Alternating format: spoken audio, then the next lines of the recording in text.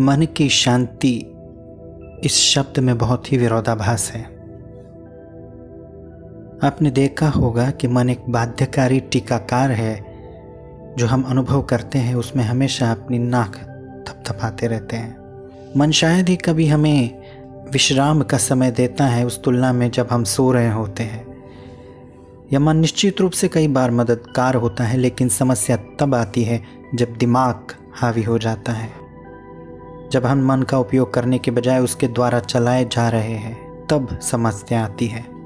सोचिए, आप अपने दिमाग के मालिक हैं। इस छोटे से प्रयोग को आजमाएं।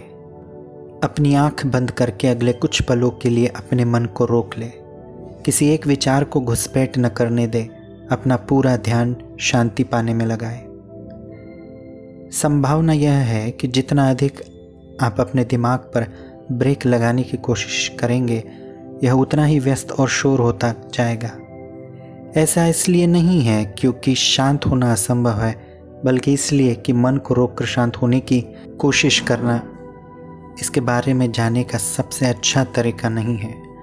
अपने विचारों और भावनाओं को दबाने से ही आपके भीतर एक लड़ाई पैदा होती है। यहाँ 4 सुझाव दिए गए हैं जो मददगार हो सकते हैं।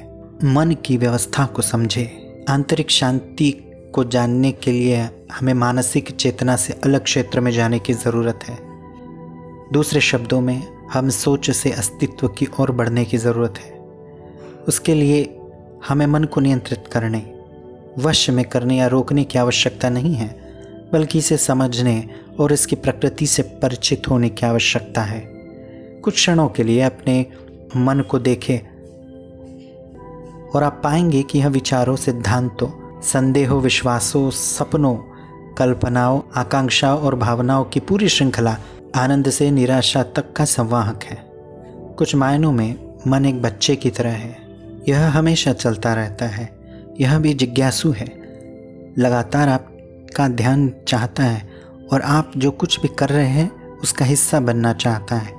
यदि आप एक बहुत सक्रिय बच्चे के साथ व्यवहार कर रहे हैं, एक बुद्धिमान माता पिता के रूप में आप उसकी ऊर्जा को रोकने की कोशिश नहीं कर सकते।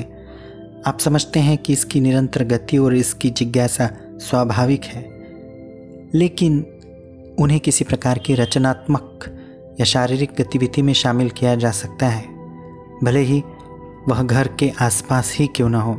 जब आपका दिमाग रास्ते पर हो, मन आपको प्रेरित रखने में भी सहायक हो सकता है। उदाहरण के लिए, यदि आज ध्यान करने का आपका संकल्प विफल हो जाता है, तो अपने आप को याद दिलाएं कि कल की बैठक के बाद आपको कितना अच्छा लगा। अपने आप को याद दिलाएं कि तब भी आप डगमगाए हुए थे, लेकिन आप वैसे ही आगे बढ़े और ध्यान किया, और आप बहुत खुश थे कि आपने ऐसा किया।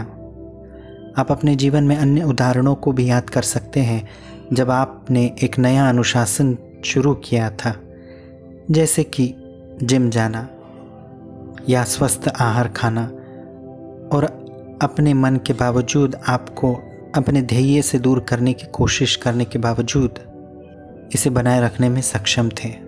अपने मन से ज़बरदस्ती से कुछ भी करने की कोशिश ना करें। उसे अपना मित्र बनाएं। वो आपकी बात अवश्य सुनेगा।